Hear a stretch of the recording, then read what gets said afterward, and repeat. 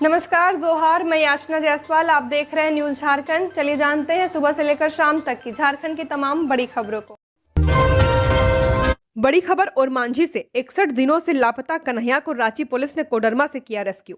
ओरमांझी से पिछले 61 दिनों से लापता 12 वर्षीय कन्हैया कुमार को रांची पुलिस ने कोडरमा से सकुशल बरामद कर लिया है। कन्हैया 22 नवंबर 2025 की शाम को उस वक्त लापता हो गया था जब वह अपनी मां की फुचका दुकान से थोड़ी देर में आने की बात कहकर निकला था। इस मामले की गंभीरता को देखते हुए रांची एसएसपी राकेश रंजन खुद ऑपरेशन की मॉनिटरिंग कर रहे थे और पुलिस की एसआईटी टीम 7 राज्यों में उसकी तलाश कर रही थी। कन्हैया के लापता होने से परिवार काफी परेशान थे।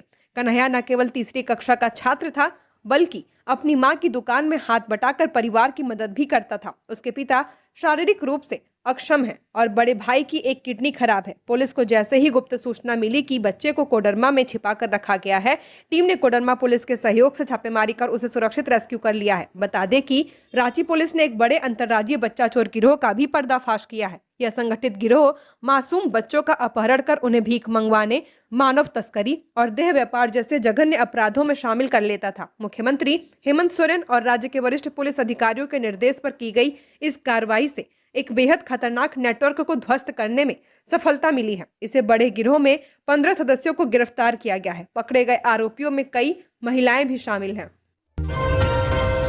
छत्तीसगढ़ झारखंड बॉर्डर पर बस पलटने से 10 मौतें, इनमें 5 महिलाएं 5 पुरुष, 19 गंभीर। ब्रेक फेल था, सभी सगाई में जा रहे थे।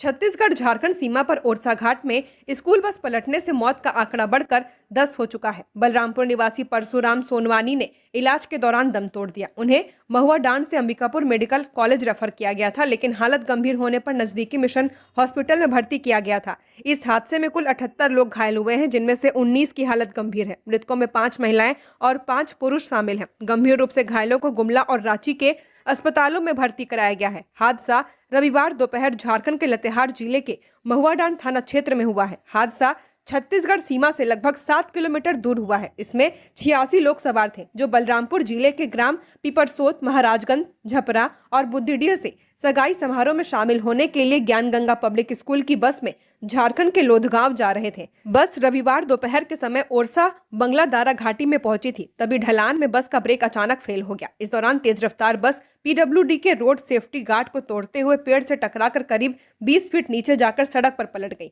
हादसे में 5 लोगों की मौके पर मौत हो गई, जबकि 5 लोगों ने अस्पताल में दम तोड़ दिया है। बोकारो में कार से खींचकर सब्जी विक्रेता को हाथी ने कुचला। पहले कार पलटने की कोशिश, फिर कुचलकर मार डाला। इलाके में दहशत।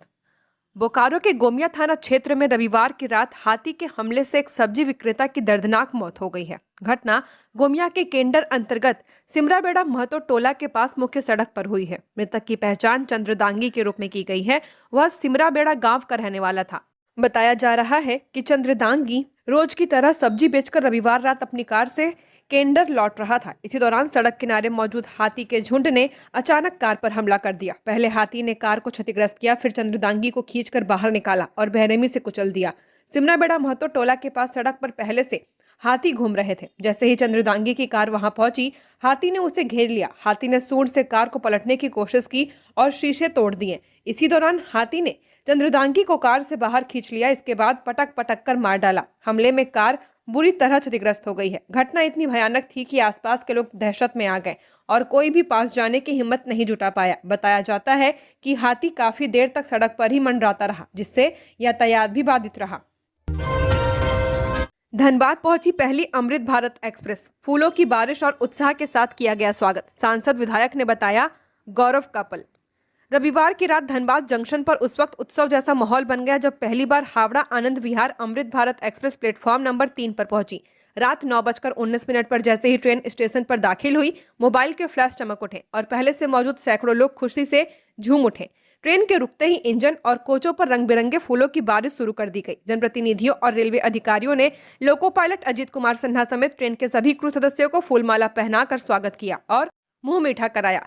संतरागाछी से रवाना हुई इस विशेष ट्रेन के धनबाद पहुंचने पर यात्रियों में भी खासा उत्साह देखा गया। यह अमृत भारत एक्सप्रेस दोपहर 2:45 पर संतरागाछी स्टेशन से रवाना हुई थी। ट्रेन हावड़ा, बंडेल, वर्धमान, दुर्गापुर और आसनसोल होते हुए धनबाद पहुंची थी। लोको पायलट अजीत कुमार सिन्हा ने कहा कि उन्होंने अपने सेवा काल में कई ट्रेनों का पहला फेरा कराया है, लेकिन इस तरह का जोश और स्वागत पहले कभी नहीं देखा है। जैक ने आकांक्षा परीक्षा के ऑनलाइन आवेदन की अंतिम तिथि 30 जनवरी तक बढ़ाई।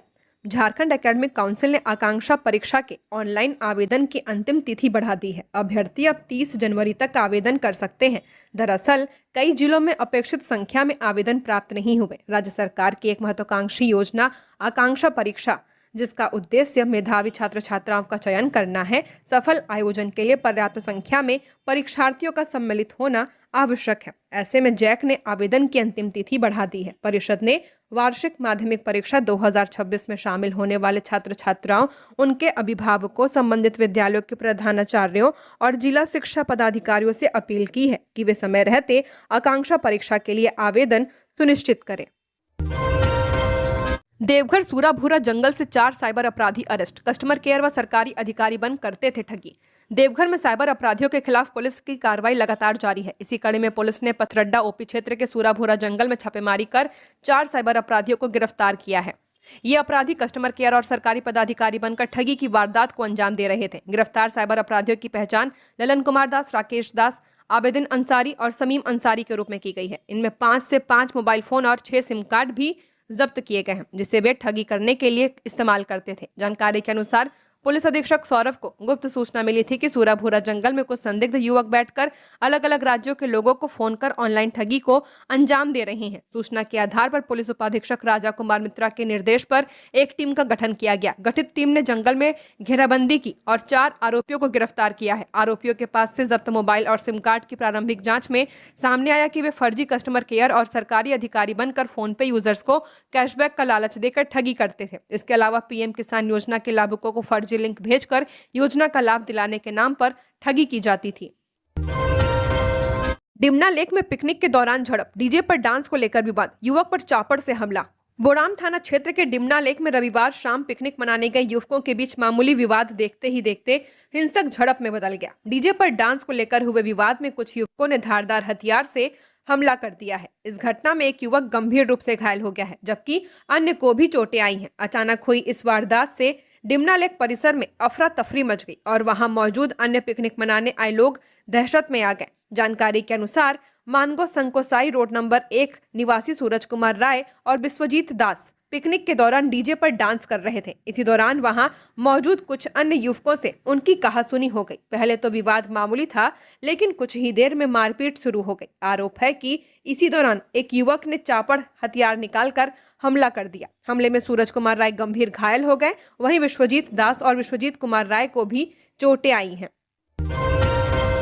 झारखंड में मौसम रहेगा शुष्क, बढ़ेगी तपिश। 3 दिन में 5 डिग्री तक चढ़ेगा तापमान। छठी तक स्कूल 9 बजे के बाद। राजधानी रांची समेत पूरे झारखंड में मौसम शुष्क बना रहेगा। मौसम विभाग के अनुसार अगले 3 दिनों में अधिकतम तापमान में 3 से 5 डिग्री सेल्सियस की बढ़ोतरी हो सकती है। रविवार को राजधानी का अधिकतम तापमान 26 डिग्री सेल्सियस के आसपास दर्ज किया गया, जो सामान्य से ज्यादा रहा। आने वाले दिनों में तापमान और बढ़ने के संकेत है। न्यूनतम तापमान में हल्की बढ़ोतरी देखी जा रही है, जिससे सुबह और शाम की ठंड पहले की तुलना में कम महसूस होगी। हालांकि सुबह के समय हल्की ठंड बनी रहेगी, लेकिन दिन चढ़ने के साथ गर्मी का असर साफ नजर आएगा। मौसम वैज्ञानिकों के अनुसार फिलहाल किसी सिस्टम के सक्रिय न होने के कारण मौसम पूरी तरह शुष्क रहेगा। मौसम शुष्क रहने से खेतों में कामकाज सामान्य रहेगा, लेकिन सुबह के समय वाहन चालकों को सतर्क रहने की सलाह दी गई है। कोहरे के कारण सड़क और रेल यातायात पर आंशिक असर पड़ सकता है। रांची में जिला प्रशासन ने केजी से लेकर छठी कक्षा तक की कक्षाएं सुबह 9 बजे के बाद संचालित करने का निर्देश जारी किया है। यह आदेश 24 जनवरी तक प्रभावी रहेगा। प्रशासन ने अभिभावकों से अपील की है कि बच्चों को ठंड से बचाने के लिए गर्म कपड़े पहनकर ही स्कूल भेजें। साथ ही बुजुर्गों और बीमार लोगों को भी सुबह शाम विशेष सावधानी बरतने की सलाह दी है। बैंक मैनेजर के फ्लैट में चोरी, सबसे सुरक्षित अपार्टमेंट के 3रे फ्लोर में चोरी, 40,000 नकद और 20 लाख के जेवर ले उड़े। रामगढ़ शहर के सुरक्षित माने जाने वाले पंचवटी अपार्टमेंट में बड़ी चोरी की घटना सामने आई है। चोरों ने अपार्टमेंट के 3रे फ्लोर पर एक बंद फ्लैट का दरवाजा तोड़कर 40,000 रुपए नकद और करीब 20 लाख रुपए कीमत के सोने चांदी के जेवरात पर हाथ साफ कर दिया है। यह घटना रामगढ़ थाना क्षेत्र की है। पीड़ित फ्लैट मालिक पंजाब नेशनल बैंक गिद्दी शाखा के मैनेजर मनीष कुमार का है।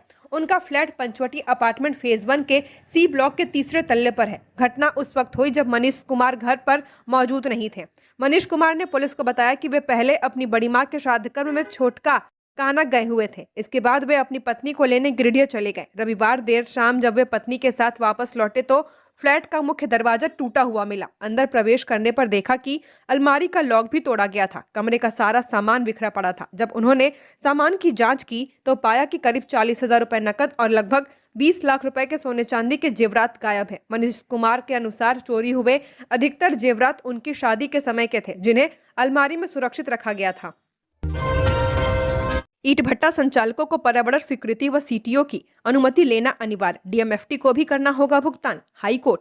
झारखंड हाईकोर्ट के एक फैसले से ईंट भट्टा संचालकों को बड़ा झटका लगा है। हाईकोर्ट ने अपने फैसले में कहा है कि ईंट बनाने के लिए मिट्टी निकालने पर अब ईंट भट्टा संचालकों को पर्यावरण स्वीकृति और प्रदूषण नियंत्रण बोर्ड की अनुमति लेना अनिवार्य होगा। साथ ही उन्हें डिस्ट्रिक्ट मिनरल फाउंडेशन ट्रस्ट में भी कमाई का एक हिस्सा जमा करना होगा। झारखंड हाईकोर्ट के न्यायमूर्ति सुजीत नारायण प्रसाद और न्यायमूर्ति अरुण कुमार राय की खंडपीठ ने ईंट भट्टा मालिकों की याचिका को खारिज कर दिया है। कोर्ट ने कहा कि ईंट भट्टों में इस्तेमाल होने वाली मिट्टी लघु खनिज की श्रेणी में आती है, इसलिए इस पर Jharkhand minor mineral concession rules 2004 पूरी तरह लागू होंगे। पूर्वी सिंहभूम सहित राज्य के कई हिस्सों के ईंट भट्टा संचालकों ने हाईकोर्ट में याचिका दायर कर यह मांग की थी कि मिट्टी निकालने के लिए पर्यावरण स्वीकृति और सीटीओ की जरूरत नहीं है। ईंट भट्टे खनन की श्रेणी में नहीं आते, इसलिए डीएमएफटी का भुगतान नहीं लिया जा सकता है। जेईई मेन 2026 सेशन 1 का एडमिट कार्ड जारी, 21 से 24 जनवरी तक होंगी परीक्षाएं। नेशनल टेस्टिंग एजेंसी ने जेईई मेन 2026 सेशन 1 का एडमिट कार्ड जारी कर दिया है। यह एडमिट कार्ड उन उम्मीदवारों के लिए उपलब्ध है जिनका पेपर बीई बीटेक की परीक्षा 21, 22, 23 और 24 जनवरी को है। परीक्षा 2 पालियों में कराई जाएगी। पहली पाली की परीक्षा सुबह 9 बजे से दोपहर 12 बजे तक, जबकि दूसरी पाली की परीक्षा दोपहर 3 बजे से शाम 6 बजे तक चलेगी। उम्मीदवार अपना एडमिट कार्ड आधिकारिक वेबसाइट jeimen.nta.nic.in से डाउनलोड कर सकते हैं। एनटीए से जानकारी दी है कि 28 और 29 जनवरी को होने वाले paper 1 B BTech, paper 2A B arch और पेपर 2B बी प्लानिंग के एडमिट कार्ड भी जल्द जारी किए जाएंगे। चतरा में 15 साल की छात्रा निर्जल लापता, कोई भी सुराग मिलने पर तुरंत संपर्क करें।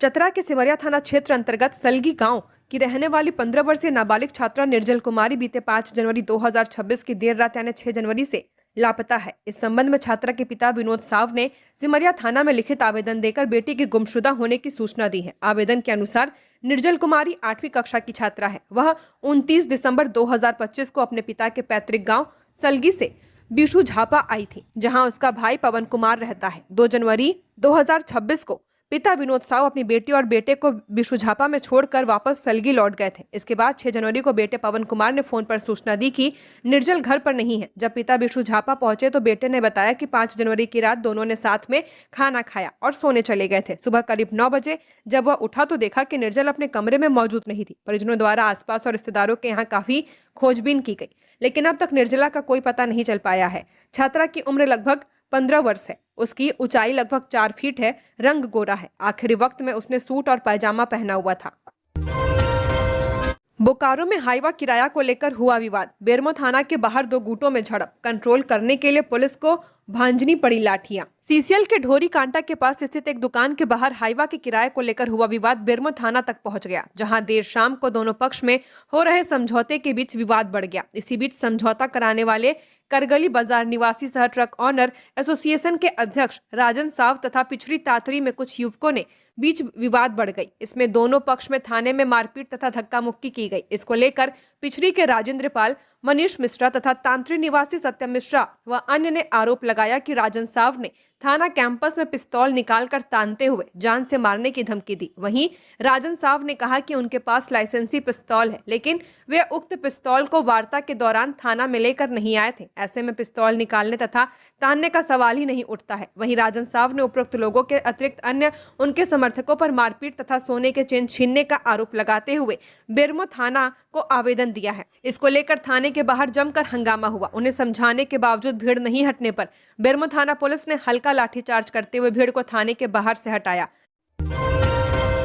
अपराधी गिरोह की कमर तोड़ने का वादा हेमंत सरकार ने पूरा करके दिखाया। झारखंड सरकार ने जो कहा था वह करके दिखाया है। यह बात सीएम हेमंत सोरेन ने अंतर्राज्यीय बच्चा चोर गिरोह के पर्दाफाश करने को लेकर कही है। उन्होंने कहा कि मैंने पहले ही कहा था कि राज्य में सक्रिय आपराधिक गिरोह की कमर तोड़ने की कार्रवाई की जाएगी और उनकी सरकार ने यह करके दिखाया है। दरअसल रांची पुलिस ने एक ऐसे खतरनाक और संगठित गिरोह का पर्दाफाश किया है जो बच्चों का अपहरण कर उन्हें भीख मंगवाने, देह व्यापार और मानव तस्करी जैसे गंभीर अपराधों में ढकेल रहा था। मुख्यमंत्री हेमंत सोरेन, डीजीपी तदाशा मिश्रा और सीआईडी एडीजी मनोज कौशिक के निर्देश पर एसएसपी राकेश रंजन के नेतृत्व में गठित एसआईटी ने इस नेटवर्क को ध्वस्त करते हुए कुल 15 अभियुक्तों को गिरफ्तार किया है। गिरफ्तार आरोपियों में विरोधी खेरवार, एंथोनी खेरवार, प्रमोद कुमार, आशिक गोप, राज रबानी, नव खेरवार, सोनी कुमारी, चांदनी देवी, सीता देवी, दीनू भुइया, सन्यासी खेरवार, मालिन देवी, बेबी देवी, सोनिया देवी और उपया खेरवार शामिल हैं। रांची नगर निगम का अतिक्रमण हटाओ अभियान जारी। अप्पर बाजार में अवैध निर्माण को किया जा रहा ध्वस्त। रांची नगर निगम द्वारा शहर में अतिक्रमण के खिलाफ सख्त कार्रवाई की जा रही है। इसी क्रम में नगर निगम की इन्फोर्समेंट टीम आज अप्पर बाजार पहुंची और अवैध अतिक्रमण हटाने का अभियान चला रही है। अभियान के दौरान अप्पर बाजार में सड़कों और सार्वजनिक स्थानों पर अवैध रूप से लगाए गए स्टॉलों को बुलडोजर की मदद से हटाया गया। यह कार्रवाई शहीद चौक से लेकर अप्पर बाजार तक की जा रही है। नगर निगम की टीम ने दुकानों के बाहर अवैध रूप से बनाए गए सीढ़ी, शेड और लगाए गए बोर्ड्स को भी जेसीबी मशीन से हटाया है। हजारीबाग में संदिग्ध हालत में मिला युवक का शव, पत्नी ने दोस्त पर लगाया हत्या का आरोप। हजारीबाग के दारू थाना क्षेत्र से एक दिल दहला देने वाली घटना सामने आई है, जहां एक व्यक्ति का शव संदिग्ध अवस्था में मिलने के बाद पूरे इलाके में सनसनी फैल गई है। व्यक्ति की पहचान बिट्टू कुमार के रूप में की गई है। घटना बीती रात की बताई जा रही है। हालांकि आज सूचना मिलते ही आसपास के लोग मौके पर जुटे, वहीं परिजनों में भी कोहराम मच गया। मृतक के परिजनों ने साफ तौर पर हत्या की आशंका जताई है। मृतक की पत्नी ने अपने बयान में गंभीर आरोप लगाते हुए कहा कि बिट्टू कुमार के करीबी दोस्त ने पहले जमीन के बदले 6 लाख रुपए लिए थे। पत्नी का आरोप है कि उसी व्यक्ति ने कल दोपहर फोन कर बिट्टू को बुलाया और बाद में उसकी जान ले ली। इस मामले को लेकर स्थानीय जनप्रतिनिधि ने भी गहरी चिंता जाहिर की है।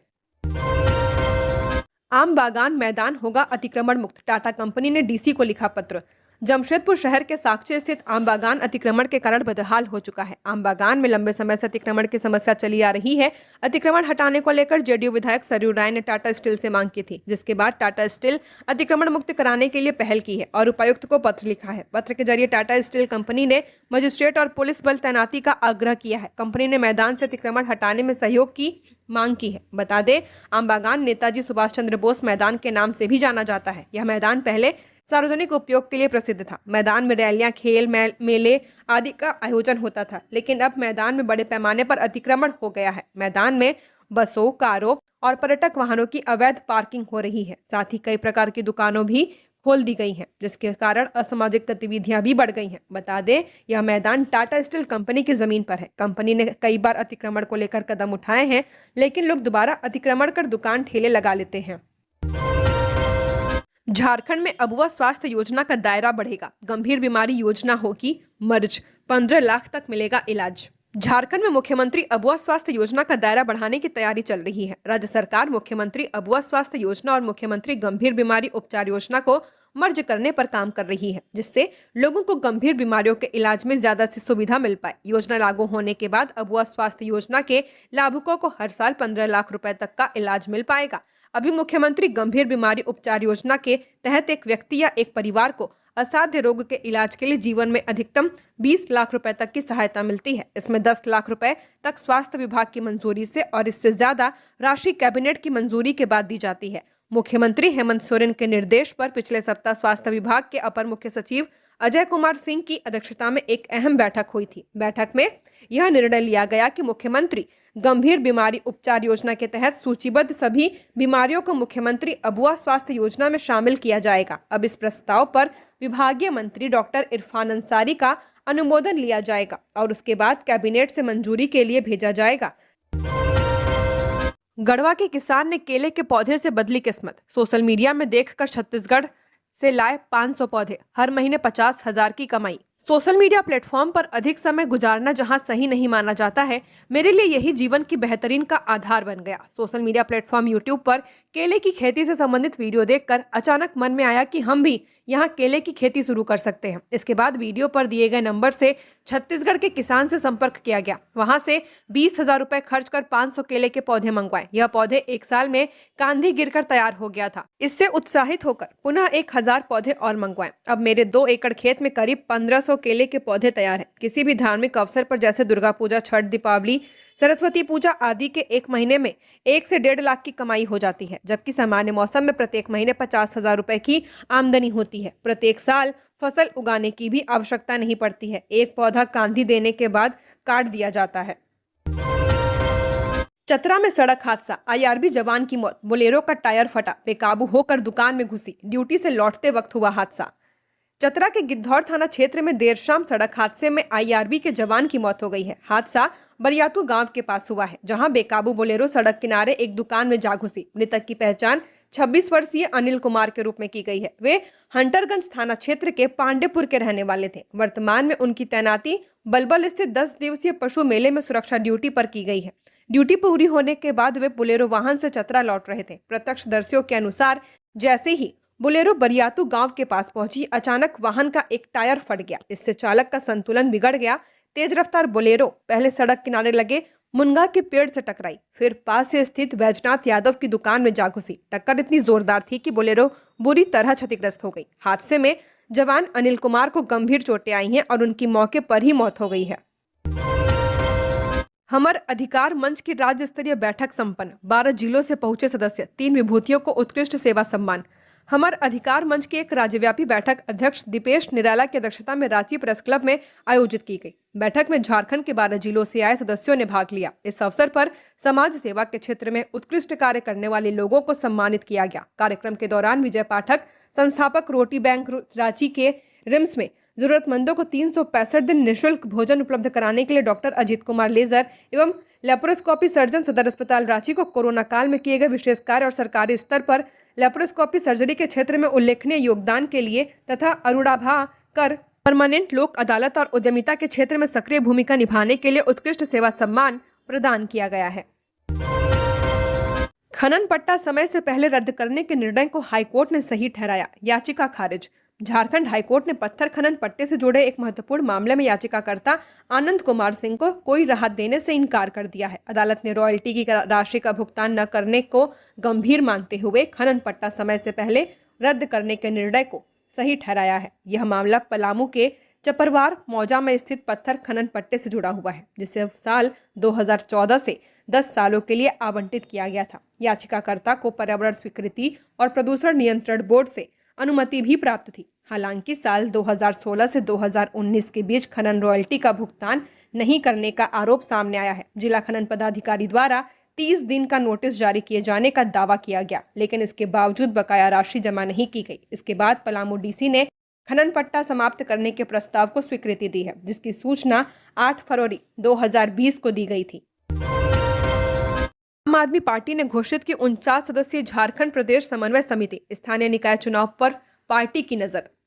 दिल्ली में सत्ता गंवाने के बाद से झारखंड में संगठन को मजबूत बनाने में जुटी अरविंद केजरीवाल की आम आदमी पार्टी ने झारखंड प्रदेश के लिए 49 सदस्यीय प्रदेश समन्वय समिति की घोषणा की है। नवगठित समन्वय समिति में पूर्व प्रदेश पदाधिकारियों के साथ प्रदेश के विभिन्न प्रकोष्ठ प्रभारियों और जोनल पर्यवेक्षकों को भी स्थान दिया गया है। आपके प्रदेश प्रभारी शिवचरण गोयल और सह प्रभारी सुशील कुमार सिंह ने संयुक्त रूप से नई समन्वय समिति की घोषणा की है। घोषित नवगठित कमेटी में पूर्व प्रदेश संयोजक जयशंकर चौधरी और देवनाथ सिंह को भी इस बार जगह दी गई है। प्रदेश समन्वय समिति का सचिव प्रीतम कुमार मिश्रा को और प्रवक्ता भास्कर सुमन को बनाया गया है। कोडरमा में धान की बम्पर खरीद, राज्य में बना नंबर 1, भर गए पैक्स गोदाम। धान क्रय के मामले में कोडरमा जिला पूरे राज्य में नंबर 1 पर है। जिले को मिले 1 लाख क्विंटल धान क्रय के लक्ष्य के विरुद्ध अब तक लगभग 50% धान की खरीदी की जा चुकी है। इस वर्ष धान क्रय के साथ ही किसानों को उनके बैंक खाते में समय पर भुगतान भी किया जा रहा है, जिससे किसानों में संतोष देखा जा रहा है। हालांकि इसके बावजूद पैक्स स्तर पर धान क्रय की प्रक्रिया फिलहाल प्रभावित हो रही है। जिले में इस बार धान क्रय के लिए कुल 30 पैक्स एवं 2 महिला मंडलों का चयन किया गया है। 15 दिसंबर से शुरू हुई धान खरीदी में अब तक करीब 50,000 क्विंटल धान किसानों से खरीदा जा चुका है। इनमें लगभग 20,000 क्विंटल धान मिलरों को भेजा गया है, लेकिन बीते एक सप्ताह से ज्यादातर पैक्सों में धान क्रय लगभग ठप है। पैक्स संचालकों के अनुसार गोदाम पूरी तरह धान से भर चुके हैं। मिलों की ओर से धान का उठाव नहीं हो पाने के कारण आगे क्रय संभव नहीं हो पा रहा है। बताया जा रहा है कि मिल संचालकों को FCI को दिए जाने वाली चावल के बदले धान उपलब्ध कराया जाता है, लेकिन समय पर CMR की आपूर्ति नहीं होने के कारण धान का उठाव प्रभावित हुआ है। DSPMU के 2 बड़े फैसले। बीएड कॉन्ट्रैक्ट शिक्षकों की सेवा ब्रेक पर रोक, एक्टिंग HOD को मिलेगी नियमित सुविधाएं।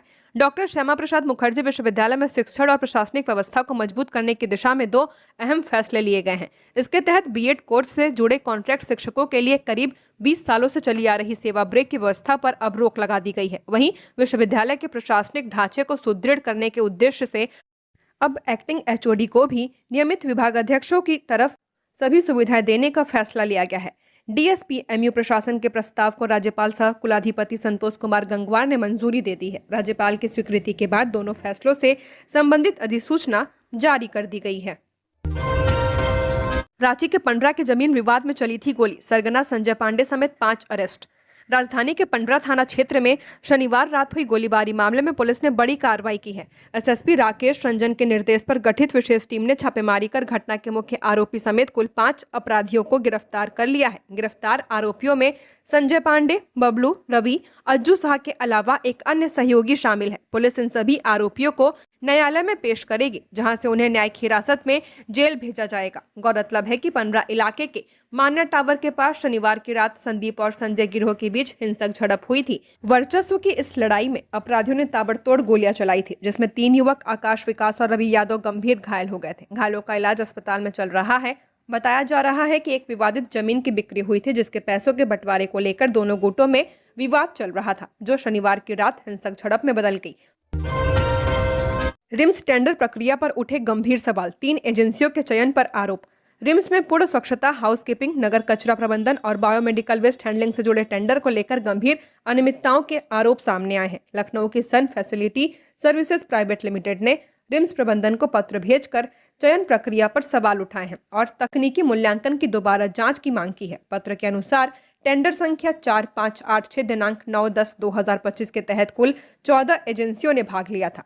तकनीकी बीड 6 नवंबर 2025 को खोली गई थी और 30 दिसंबर 2025 को परिणाम जारी किया गया था। झारखंड की और खबरों के लिए बने रहिए हमारे साथ। हमारे चैनल न्यूज़ झारखंड पर चैनल को सब्सक्राइब करें, साथ बेल आइकन को प्रेस करें। नमस्कार।